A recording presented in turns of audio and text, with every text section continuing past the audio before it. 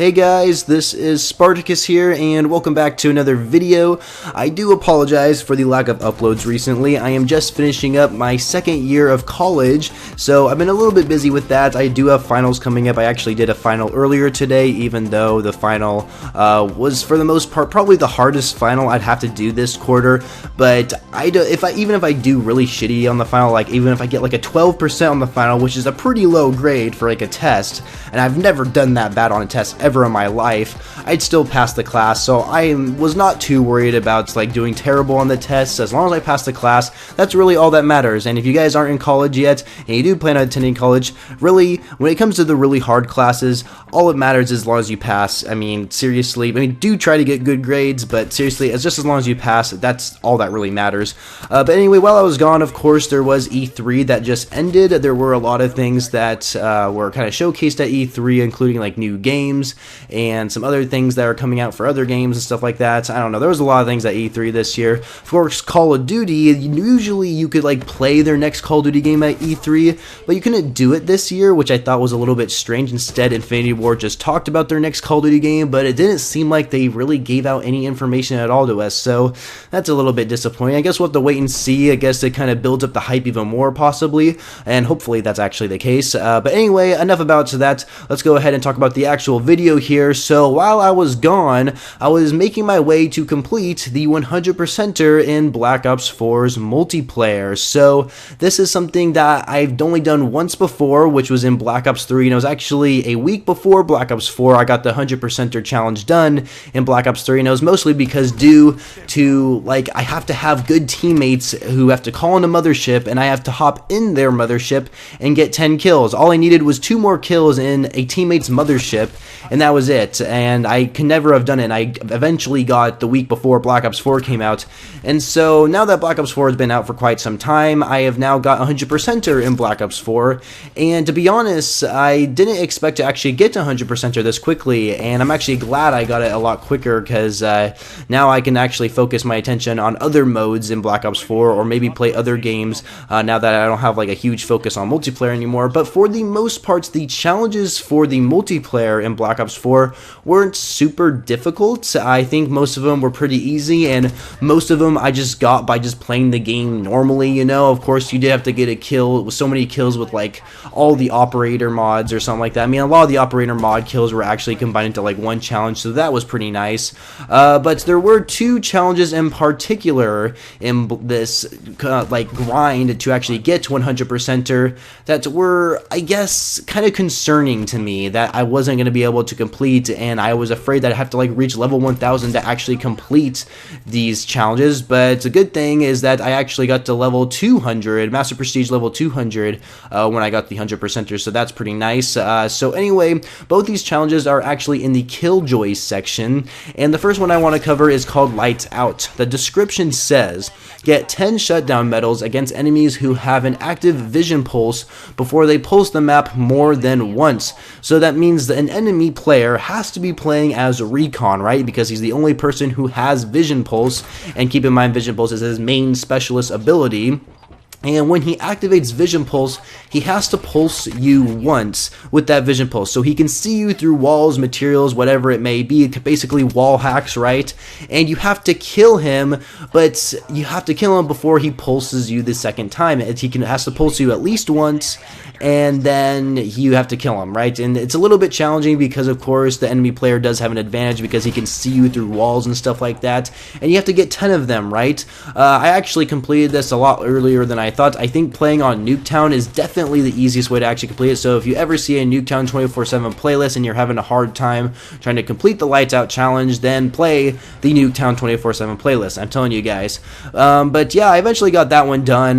But there was another one in particular that I was even more concerned about. Like, seriously, you guys, I hate this challenge so much, and I don't know if you guys know who this YouTuber is, but his name is Sour. He makes challenge guides for Call of Duty, and he also, of course, does the 100%er stuff for Black Ops 4, and I had the same trouble with him in this challenge, and he makes very good points about this challenge of how ridiculous it's and luck you have to have with it. So anyway, this other challenge is also in the Killjoy section, mission. It's called Crash Landing, and the description says, get 10 shutdown medals against enemies who are using Gravity Slam by killing them before they impact. And this one I don't like at all, because first of all, the Gravity Slam, whatever you want to call it, it happens in basically a matter of like 1.5 seconds or something like that. And you have to kill them while they're basically in mid-air before they slam the ground. And this is very difficult to do, and you have to get 10 of them, right? Which is very frustrating. For some of you, this might be no problem and you already have it done. But for me, it's very frustrating for a couple of reasons. The first reason is I never see any of the enemy players playing as a Ruin, because Ruin, of course, is the only person that has Gravity Slam. And the enemy players never play as Ruin, so it's very rare for me to go up against a Ruin player, let alone, since it's his main specialist weapon ability or whatever, I only have like maybe 1 or 2 tries each match to actually shut him down. And I have to get 10 of them, and for the longest time I had 9 out of 10 completed.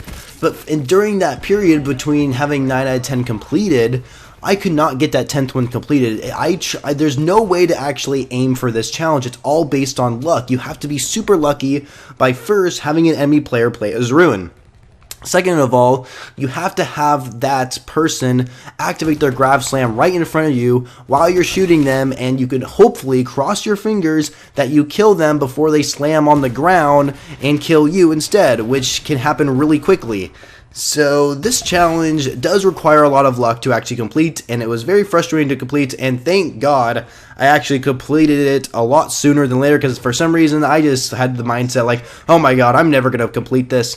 And I actually discovered, I think the best mode to actually complete this challenge is probably Safeguard. I mean, really, you could play any game mode. I think Team Deathmatch is also good because there's a lot of noobs who like to play as Ruin, and the noobs usually just play Team Deathmatch, so you can go ahead and hop on there. Of course, objective game modes like Hardpoint or Domination could also be another one, and I did try those, but I thought Safeguard was the most useful one. There's a lot of people who actually like to play as Ruin when I play Safeguard, so Safeguard might be your best bet finding Ruins on the other team, and that's actually how I completed this challenge. I actually ran into a guy using the Grav Slam on Safeguard, and I was able to shoot him, and I ended up using the Rampart with FMJ and High Caliber 2 because I wanted to use a gun that was really powerful at killing enemies, and because I really wanted to kill those Ruins when they activate their Grav Slam. And sure enough, I got my 10th one, and I got the 100%er. This actually wasn't the last challenge I'd actually needed completed. The last challenge I actually needed to complete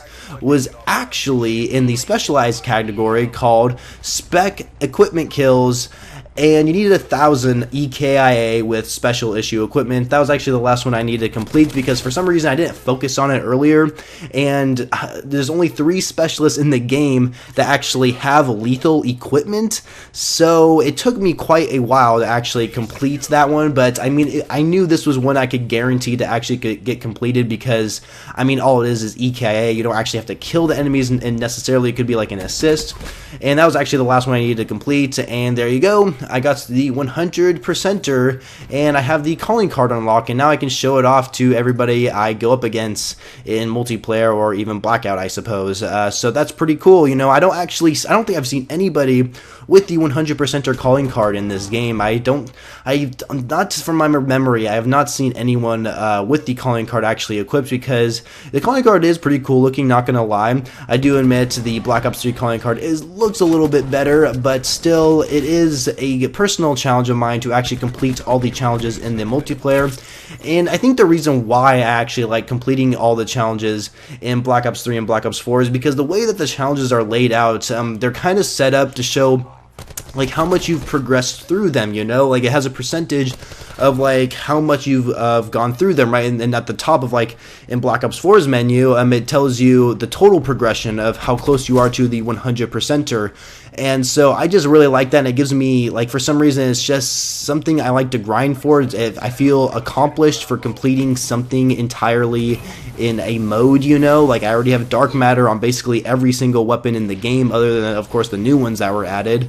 And I also do like how there are dark ops challenges. Of course, those are not required to actually get the 100%er. I don't have all the dark ops challenges completed, sadly. There are a couple that do require a little bit of luck to actually complete, like, for example, the Get Out of Here dark ops challenge, where you have to actually kill someone using a Grav Slam right after they of course, activate it and use their grappling hook. So that one kind of ties in with the other challenge I mentioned earlier about the shutdown medals for getting Grav Slams. But still, I never got a nuclear. That's also a Dark Ops challenge. Same with the nuked out medals. I've never gotten a nuclear in any Call of Duty game. I mean, I've gotten nukes, like in World War II. I've gotten like 6 V2 rockets in that game. Call of Duty Ghosts, I got around like 3 chem strikes. I gotten like 1 Moab in Modern Warfare 3. So I've gotten nukes before. I've just never got the nuclear medal that we see in the Black Ops games, which is very disappointing. I've gone on like 28 kill streaks, gun streaks or whatever they're called, and yeah, I just never gotten those 30 kill streak medals. Maybe that's a challenge I can go for another day, getting that nuked out and free for all or something like that. So that could be a personal challenge I guess I could go for. But yeah, now that I have 100%er done with multiplayer, what am I going to do now with Black Ops 4? Am I going to stop playing Black Ops 4? Am I just going to play other Call of Duty games? What's going to happen next? So here's what I've come to. So Blackout and Zombies also have 100%er challenges.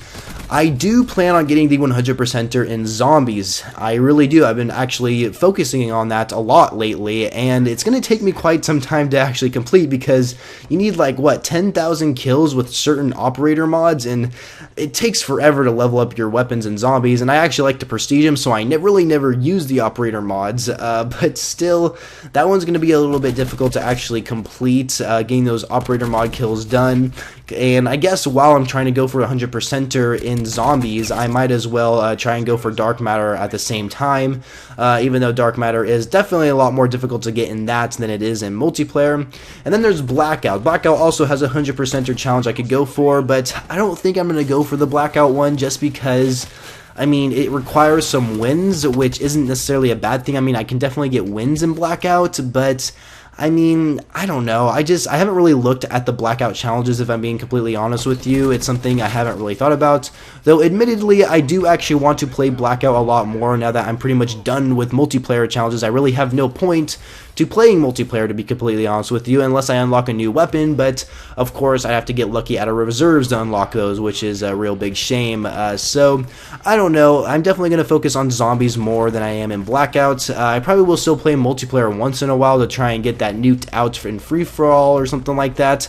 But other than that, I have really no reason to play multiplayer anymore. I think I'm just going to keep playing Zombies and Blackout as much as possible, and probably play some older Call of Duty games, or maybe other games in general. Like, I really want to go back and play the Borderlands series, because I know Borderlands 3 is going to be coming out, and I really want to play those storylines and complete them and kind of get a good feel about the Borderlands series, and then play Borderlands 3 when that game comes out, or whatever. So, anyway, that's pretty much it for the video, guys. I really hope you enjoyed it, and if you guys did enjoy it, make sure you leave a like, and of course, subscribe to the channel if you haven't already for more Call of Duty videos later in the future, and I shall catch you guys later.